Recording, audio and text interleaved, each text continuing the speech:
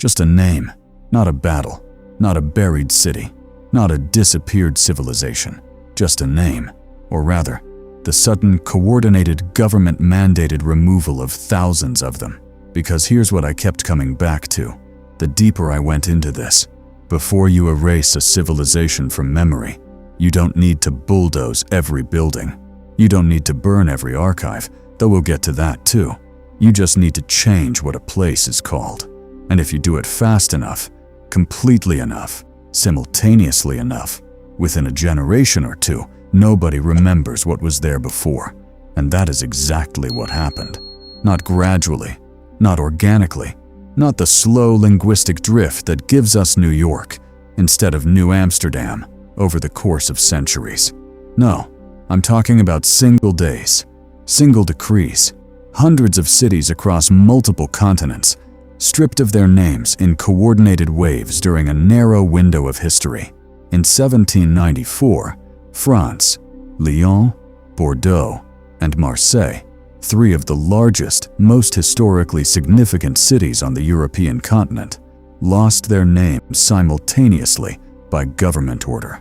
In 1894, America, a federal directive, Order 114 from the United States Board on Geographic Names, removed hundreds of place names containing specific words. Words like old, words like new, words like ridge and valley, overnight in a single administrative action. And Illinois, one state alone, accounts for 157 of the 323 recorded American city renames from that period. 157. The official explanation is postal efficiency, revolutionary politics, bureaucratic modernization, and maybe that's all it is. But the coordination, the timing, the pattern, once you see it, you can't unsee it. Let me take you to France. The year is 1793, and a revolution is consuming everything in its path. Not just kings and aristocrats, but names, streets renamed, saints expunged, the calendar itself abolished and rebuilt from year zero. This, we're told, is the explanation. The Jacobins were erasing the old world, making France new, rational, clean. Fine, I accept that framing, at least as a partial answer. But here's where the official explanation begins to strain. On the 12th of October, 1793, later enforced through 1794, the Committee of Public Safety issued decrees renaming cities that had committed what they called Federalist crimes. Lyon had resisted Paris. Toulon had invited in the British. Marseille had rebelled. So Lyon became Commune Affranchie, the liberated commune. Marseille became Ville sans nom, the city without a name. Not metaphorically, literally, a city given no name at all.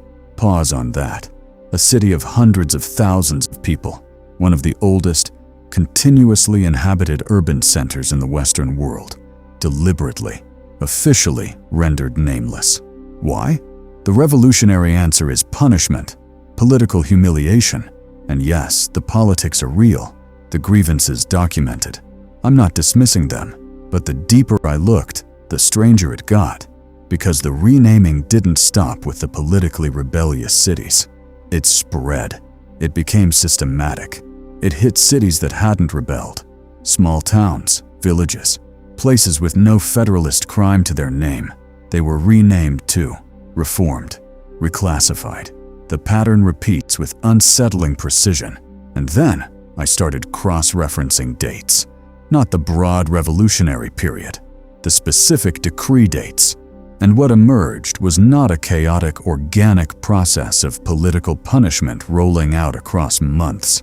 What emerged were clusters, single days, where multiple cities in different regions with different political histories were administratively renamed simultaneously. This raises a simple but critical question. What logistical mechanism in 1793, without telegraphs, without railways, without anything resembling modern communication infrastructure, was capable of coordinating mass renaming events across an entire country, sometimes in apparent synchrony? The silence on that question in the standard histories is deafening. Now, cross the Atlantic. Now jump a century forward. It's 1890. America is in the middle of its great administrative consolidation. The postal system is expanding. The railroad network is complete. The frontier, famously, has just been declared closed. And in 1894, the United States Board on Geographic Names issues Order 114. I want you to really sit with what this order does. It doesn't rename cities for political reasons. It doesn't punish rebellion. It doesn't commemorate revolution. It does something almost more striking in its banality. It removes descriptive words from place names. Old is stripped. New is stripped. Ridge is stripped. Valley is stripped. Hundreds of American towns overnight are no longer called what their own founders called them. Now, the official explanation here is efficiency, postal routes, duplication. The growing federal mail system couldn't cope with having 12 towns called New Valley in 12 different states, so standardization was necessary. That is a reasonable explanation. It would be entirely satisfying, if not for one thing. Illinois, 157 renames in one state, in one order. I've spent time with this number. I've tried to make it make sense in purely logistical terms. Because even granting the postal argument fully, even saying yes, duplication was a genuine problem, why does Illinois account for nearly half of all recorded renames under Order 114? Is Illinois' postal infrastructure uniquely chaotic? Were Illinoisans uniquely attached to words like old and ridge? Did something about the Illinois landscape produce a peculiar fondness for valley in place names that other states somehow avoided? Or is there another pattern underneath this one? A geographic pattern, a historical pattern, one that the postal efficiency framing simply doesn't explain. The deeper I went, the more Illinois started to feel less like an administrative outlier and more like a focal point. And that's where it becomes impossible to ignore. Illinois, the Illinois River Valley, the Upper Mississippi Corridor, is precisely the region where 19th century researchers, engineers, and settlers kept stumbling across things they couldn't explain. Earthworks of impossible scale, canal systems of unexpected sophistication, road alignments that didn't match any known indigenous engineering tradition, and didn't match any documented European colonial project either. Places with old names, names that pointed backwards towards something prior, and then, in 1894, those names were gone. I want to linger on one city in particular, because this one named itself, and in doing so, may have told us exactly what we're not supposed to know. Phoenix, Arizona. The name was chosen in 1867 by Darrell Dupa, a British settler with a classical education, and the name he chose, Phoenix, was not chosen arbitrarily.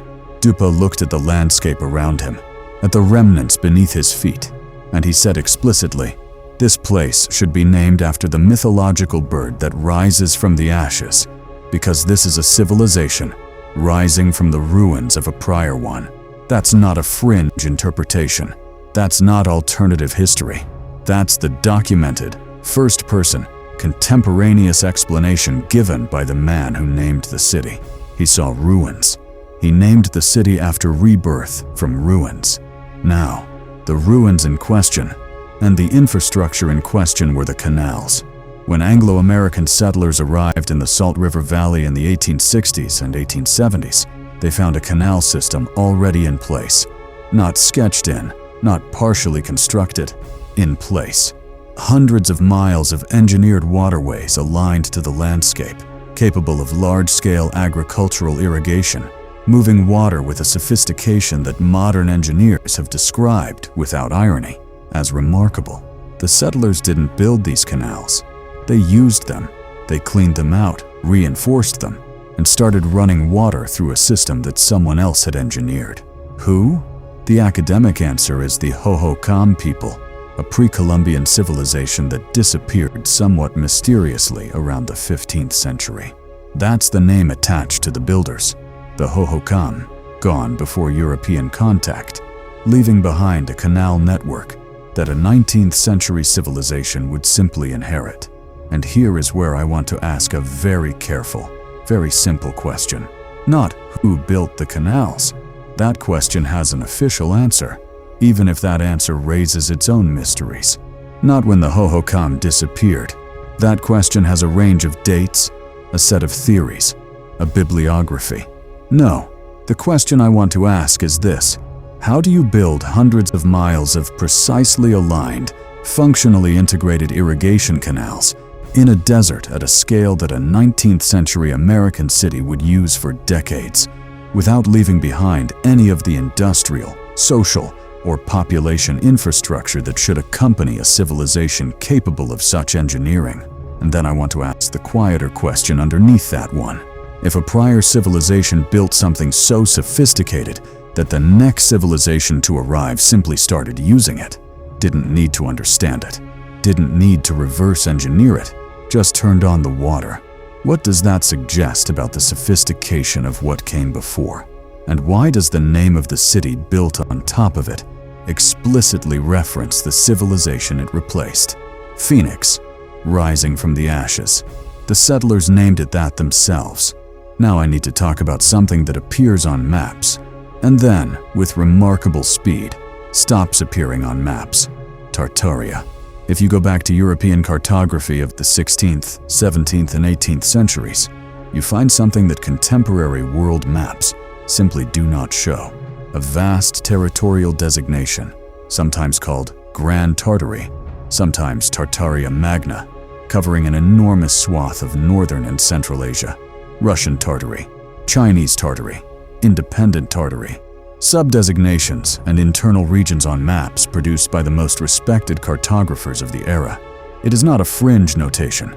It appears on maps from Blaeu, from Ortelius, from Mercator, from the French Royal Cartographic tradition, from British Admiralty surveys. These are not obscure sources. These are the foundational documents of Western geographic knowledge. And then, across the late 18th and early 19th centuries, roughly the same period we've been examining, the same window of revolutionary upheaval, administrative reorganization, and mass renaming, Tartaria begins to shrink on the maps, then contract, then fragment, then disappear. By the mid-19th century, it's gone. The designation has been absorbed into Russia, into China, into Central Asian administrative units with new names. The official explanation is that Tartaria was never a political entity, just a geographic placeholder, a European catch-all term for territories that weren't well understood. As European knowledge improved, the term was retired in favor of more precise designations. That's a coherent explanation. But here's what that explanation struggles to account for: the speed of the disappearance and the coordination of it. Because this isn't one country revising its maps. This is a pan-European, multi-imperial, multi-cartographic tradition, all converging across roughly the same decades on the same decision. Tartaria is no longer a useful category. Tartaria goes away, at the same time that cities in France are being renamed, at the same time that American place names containing words like old are being stripped. At the same time that Phoenix is being built on top of canals, no one can fully explain.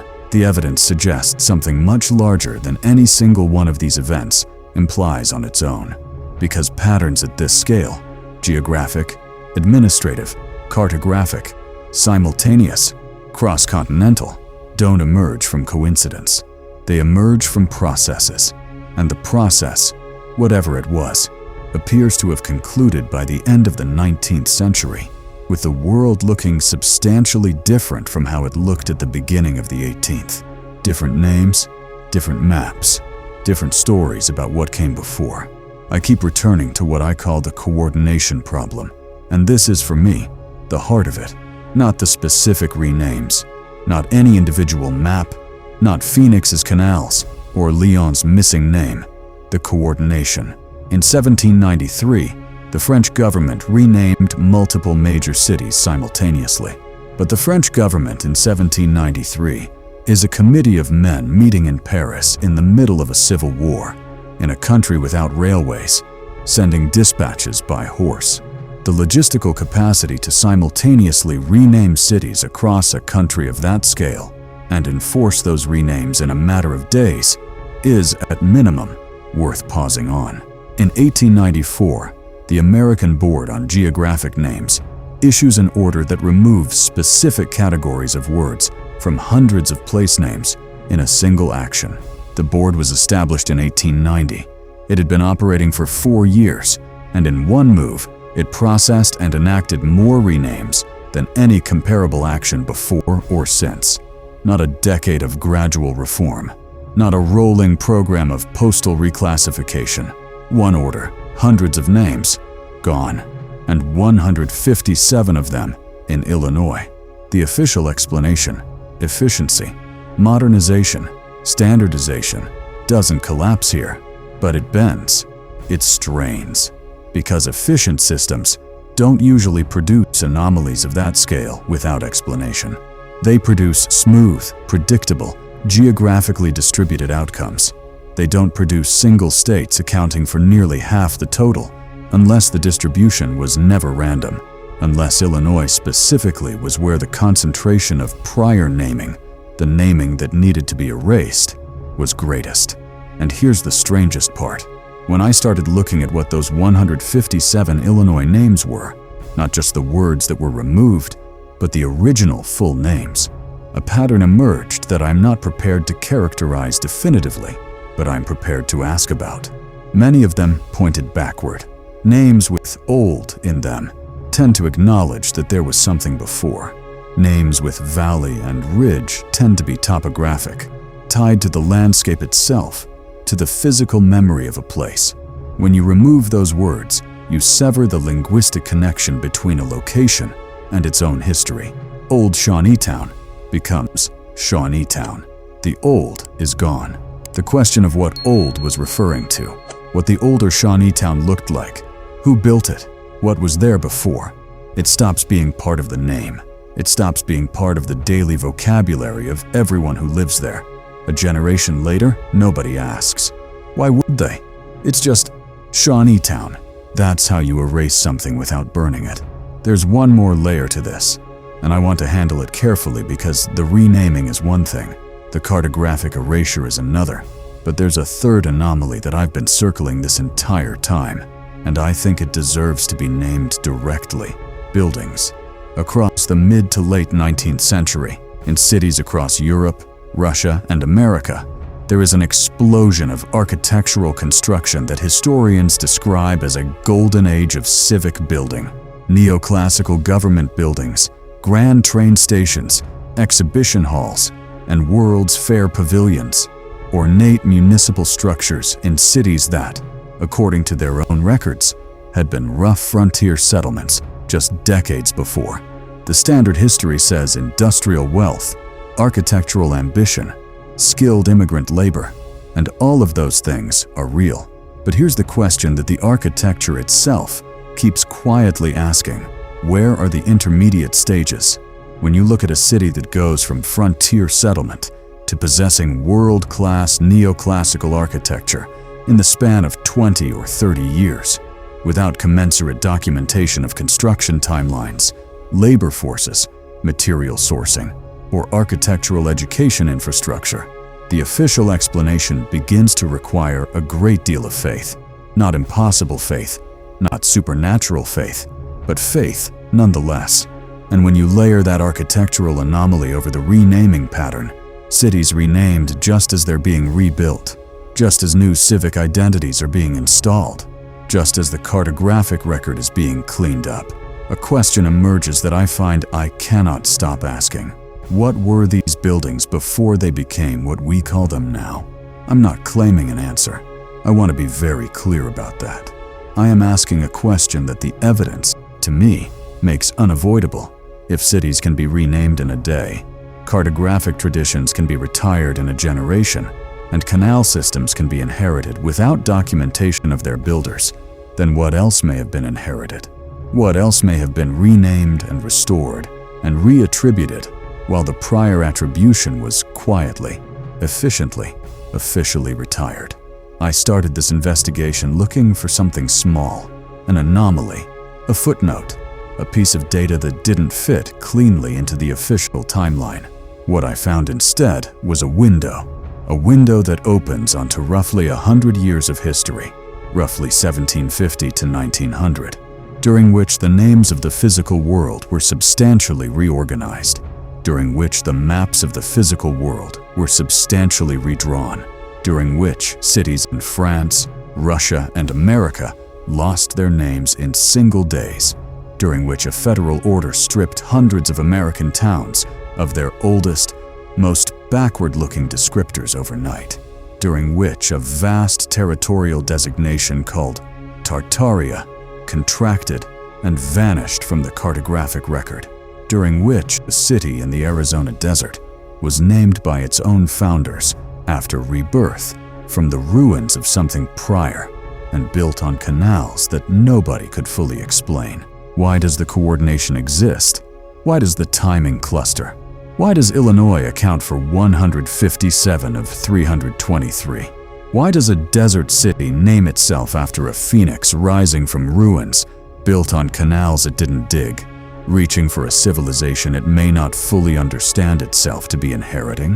Why do places stop being called what they were, all at once, on the same days, in different countries, as if something large, something prior, something that had names and maps and canals and architecture, was being administratively concluded, filed away, renamed, and buried just shallow enough that, a century later, someone sitting in an archive with old maps and a list of city decrees might look up from the papers and think, wait, this isn't random, this isn't coincidence, this is a pattern, and once you see the pattern, you can't unsee it.